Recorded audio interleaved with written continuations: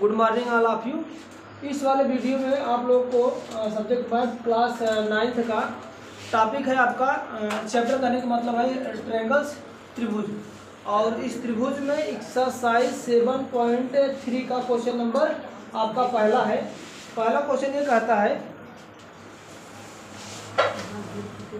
पहला क्वेश्चन ये कह रहा है कि त्रिभुज ABC और त्रिभुज DBC एक ही आधार BC पर बने दो समद्विबाहु त्रिभुज इस प्रकार है कि A और D भुजा BC के एक ही ओर स्थित है। यदि AD को बढ़ाने पर BC को P बिंदु पर प्रतिच्छेद करता है तो दिखाइए। पहला क्या दिखाना है आपका कि त्रिभुज ABD, पहला क्वेश्चन कर रहा है कि त्रिभुज ABD सर्वांग सम त्रिभुज ACD। इस तरह से फिगर बना के दिया है। तो इस एक फिगर मैंने बना लिया ABC, एक त्रिभुज है, दूसरा भी त्रिभुज मैंने बना लिया DBC। और यह दोनों त्रिभुज एक ही बेस पर हैं, यानी इनका आधार क्या है BC है। और ये कह रहा है कि AD ऐसे दो पॉइंट हैं जो इन त्रिभुज के एक ही ओर ही स्थित है। फिर अगला कह रहा है क्वेश्चन में कि AD को बढ़ाने पर BC भुजा को P बिंदु पर प्रतिच्छेदित करता है। तो पहला ये सिद्ध करके दिखाइए कि ADB त्रिभुज और ADC त्रिभुज दोनों क्या होने चाहिए, सर्वांग होना चाहिए। लेकिन कंडीशन बुक में दे रखा है कि जो दोनों त्रिभुज है यानी ABC तथा BDC दोनों ही समद्विबाहु त्रिभुज हैं। दोनों क्या है, समद्विबाहु त्रिभुज। आप लोग जानते होंगे कि समद्विबाहु त्रिभुज का कंडीशन ही होता है कि किसी भी अगर कोई समद्विबाहु त्रिभुज होगा तो उसकी दो भुजाएं आपस में बराबर होंगी। तो कहने का मतलब इस वाले त्रिभुज में ABC त्रिभुज में लेंगे तो ये भुजा इस भुजा के बराबर होगा, और DBC में लेंगे तो ये वाली भुजा इस वाली भुजा के बराबर होगा। साथ ही साथ समद्विबाहु त्रिभुज की कंडीशन ये भी है कि अगर उनकी दो भुजाएं हैं बराबर तो उसके समूह कोण भी दोनों आपस में बराबर होंगे। तो कहने का मतलब ये वाला जो टोटल कोण होगा ये कोण इस वाले कोण के बराबर होगा, यानी ABC त्रिभुज में। दूसरे वाले त्रिभुज में यानी DBC में ये वाला जो कोण होगा वह इसके कोण के बराबर होगा, क्योंकि ये समद्विबाहु त्रिभुज का कंडीशन ही है। अब हम पहला इसमें सिद्ध कर सकते हैं कि कह रहा है कि ABD सर्वांग सम ACD में। तो हम करते क्या, यही दोनों त्रिभुज उठा लेते हैं, दोनों त्रिभुज लेकर चलते हैं, यानी त्रिभुज ABD तथा त्रिभुज ACB में। अब इसमें हमें देखना क्या क्या बराबर होता है, यानी एक ये त्रिभुज है ये वाला, ठीक, और दूसरा ये वाला त्रिभुज है, ये मुझे दिखाना है सर्वांग सम। चलो तो चलते हैं इस वाले त्रिभुज में ये भुजा इस वाले भुजा के बराबर होगा। तो AB बराबर AC को कहाँ है, क्योंकि ये क्या है समद्विबाहु त्रिभुज की भुजा है, तो ये बराबर इसके। तो मैंने पहले कंडीशन लिख दिया AB बराबर क्या होगा AC। दूसरा आपको नजर आ रहा होगा कि जो AD भुजा है वह इस वाले भी त्रिभुज में आ रहा है, इस वाले भी त्रिभुज में आ रहा है। तो इसलिए करेंगे क्या, AD बराबर AD के, इसको बोला जाता है उभयनिष्ठ भुजा, कॉमन लाइन है, तो इसको हम क्या करेंगे उभयनिष्ठ भुजा। दूसरी बात देखो, ये दूसरे वाले त्रिभुज की ये भुजा BD और DC है, तो दूसरे वाले त्रिभुज भी समद्विबाहु था, ये भी भुजा दोनों आपस में बराबर होंगे। तो वो कंडीशन तीसरा बनेगा कि BD बराबर, यहाँ पर लिखा गया BD बराबर CD के, क्योंकि यह भी क्या है समद्विबाहु त्रिभुज की भुजा है। अब यहाँ पर देखो तीन भुजा आपस में बराबर होंगी। मैंने बताया आगे आप लोग को बताया गया वाले वीडियो में कि अगर किसी भी त्रिभुज की तीन कंडीशन है, तीन चीजें चाहे भुजा भुजा भुजा हो, चाहे भुजा कोण भुजा हो, या कोण कोण कोण हो, या तीनों में से यानी पांचों थ्योरम में से कोई भी अगर थ्योरम को सेटिस्फाई करता है तो त्रिभुज क्या हो जाएगा, सर्वांग सम हो जाएगा। अब यहाँ पर जब तीन भुजा बराबर हो गई तो आता है त्रिभुज ABD सर्वांग सम त्रिभुज किसके हो जाएगा, ACD। ठीक, इस तरह से पहला है। इसमें दूसरे के लिए इसको हम मिटाते हैं, दूसरा क्वेश्चन आप सॉल्व करते हैं। दूसरा इसमें क्वेश्चन ये कह रहा है, दूसरा कि कह रहा है कि दिखाइए कि त्रिभुज ABD सर्वांग सम ABP है, ABP। दूसरा सवाल मैं लिखा हूँ, दूसरा सवाल है आपका APB सर्वांग सम ACP दिखाना है बराबर। तो इस कंडीशन में क्या होगा, हम ये दोनों त्रिभुज ले रहे हैं, जो दोनों त्रिभुज का उसको दोनों त्रिभुज को ले लिया। ABP ये वाला त्रिभुज है ABP और दूसरा है APC, ये दो त्रिभुज को हमें सर्वांग सम करना है। तो हम पहली बात ये जानते हैं कि इस वाले त्रिभुज में और ये त्रिभुज तो सर्वांग सम था तो ये भुजा इस भुजा के बराबर थी, तो पहला कंडीशन यहाँ पे लिखेंगे ए बी बराबर ए सी के। ठीक, पहली बात हो। अब यहाँ पर देखो ये वाली उभयनिष्ठ भुजा है, ये वाली है ना, ये उभयनिष्ठ भुजा है, तो लिख देते हैं ए पी बराबर ए बी के। यहाँ पर लिख देते हैं उभयनिष्ठ भुजा।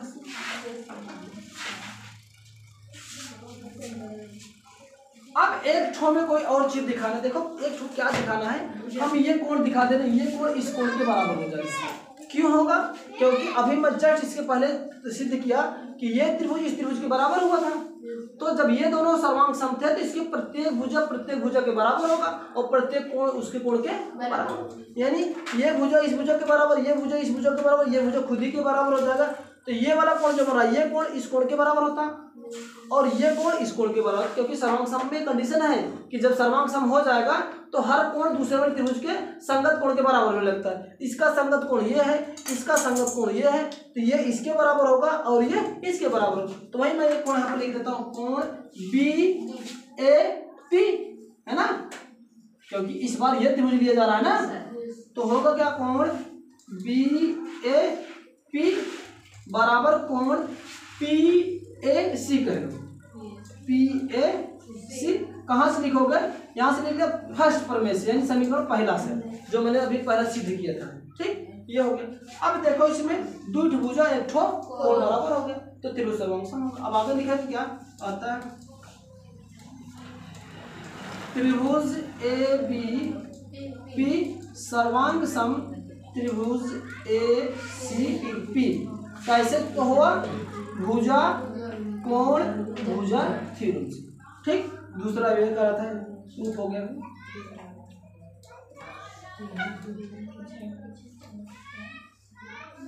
अब ध्यान देना थोड़ा, इसका काम अगले वाले इसके अगले वाले क्वेश्चन में लगेगा। जब कहने का मतलब ये त्रिभुज यानी टोटल वाले ये त्रिभुज और ये त्रिभुज दोनों सर्वांग सम हो गए हैं, कहने का मतलब ये भुजा इस भुजा के बराबर होगा, है ना, ये भुजा के बराबर होगा। और जब ये दोनों कोण आपस में बराबर हो गए हैं तो कहने का मतलब कि आधा रेखा आधा कर रहा होगा, ये भुजा इस भुजा को आधा कर रहा होगा ना, जब दोनों बराबर हो रहा है।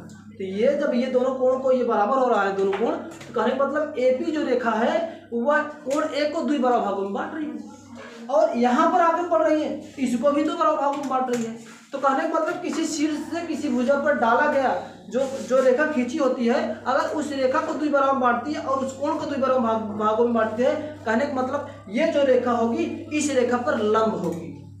बात फिर समझ लेना, कहने का मतलब ये देखो ये एपी रेखा कोण ए को अर्ध कर रही है और इस वाले थ्योरम जो भी मैंने प्रूव किया, ये वाला त्रिभुज और ये वाला त्रिभुज मैंने जो सिद्ध किया सर्वांग सम है, जब सर्वांग सम होगा कहने का मतलब ये भुजा इस भुजा के बराबर हो जाएगी, ये भुजा इस भुजा के बराबर है। तो कहने का मतलब ये है कि मेरी जो एपी रेखा है वह ए बी सी को दो बराबर भागों में बांट रही है ना, क्योंकि बराबर ये इसके बराबर हो जाएगा। और इसके पहले वाले में जो प्रूव किया गया कि कोण ए को एपी रेखा दो बराबर भागों में बांट रही है, तो हम करेंगे क्या, समीकरण एक और इसको समीकरण दो मान लो, समीकरण एक और समीकरण दो से, समीकरण एक और समीकरण दो से हुआ क्या, एपी जो रेखा है वह बीसी रेखा पर लंब है ना, इतना चीज यहाँ पर करना। अच्छा, इसको इरेज करते हैं, फिर इसके बाद क्वेश्चन अगला वाला देखते हैं।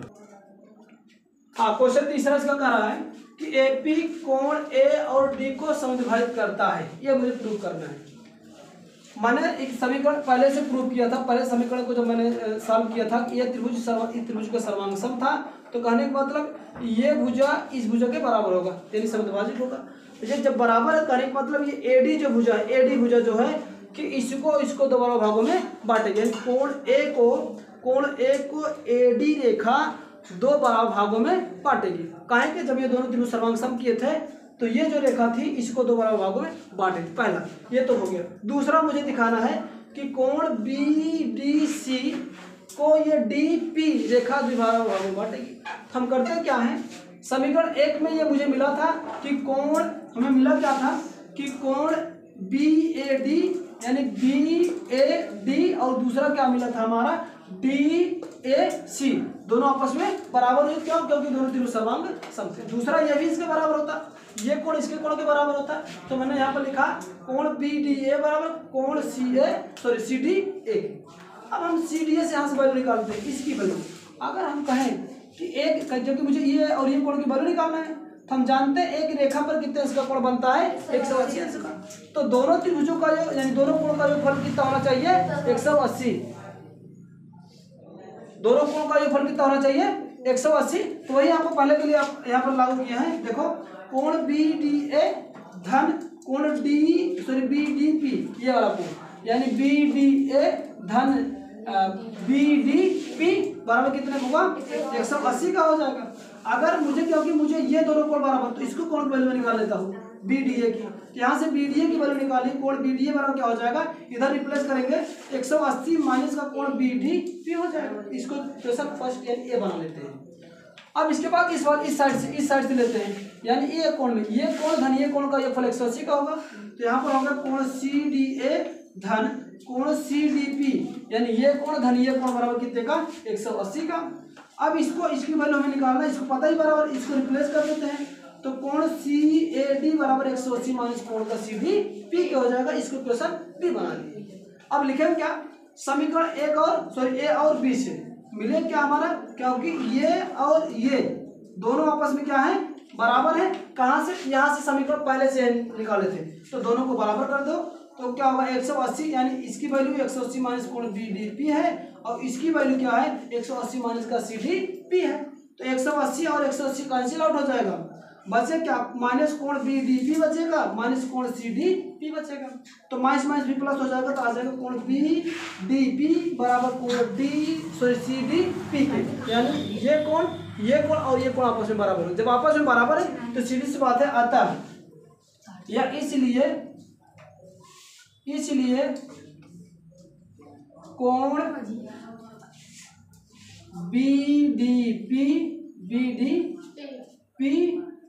और कोण CDP को AP रेखा समद्विभाजित करेगी,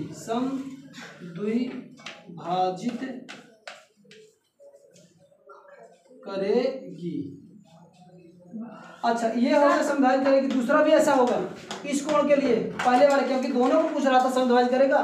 तो हाँ, तो यहाँ से लिखेंगे कोण A को भी रेखा क्या है, AP है, AP समद्विभाजित करेगा, समद्विभाजित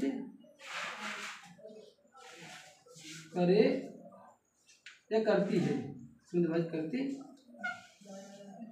ऐसा लिखो, नहीं तो ऐसा सीधा सीधा लिख दो, जब इतना सीधे कर दिए हो। डबल D है, ADP है, या तो ऐसा लिखो या तो ऐसे सीधा सीधा लिखो, जिस तरह से आपको प्रमेय में यहाँ पर कह रहा है कि AP रेखा कोण A और कोण D को समद्विभाजित करती, ठीक ना। ये इस तरह से आएगा, इसको नोट कर लो, इसके बाद फिर मिटाते हैं। हाँ, अगला क्वेश्चन ये कर रहा है चौथा, इसी का है चौथा है, कह रहा AP रेखाखंड BC का लंब समद्विभाजक है।